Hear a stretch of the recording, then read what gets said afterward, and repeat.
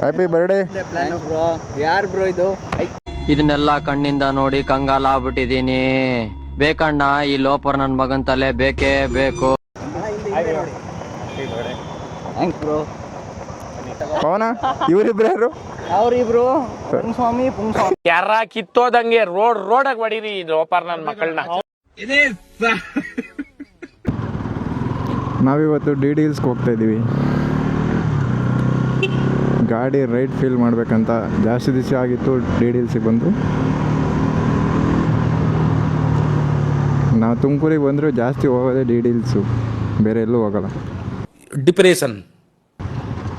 ಈಗ ಫ್ರೆಂಡ್ಸ್ ಎಲ್ಲ ತಿಂಡಿ ತಿನ್ಬೇಕಂತ ಎಲ್ಲಿ ತಿಂತಾರೋ ಗೊತ್ತಿಲ್ಲ.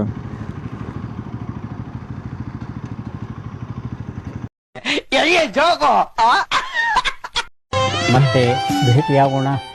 ನಮಸ್ಕಾರ.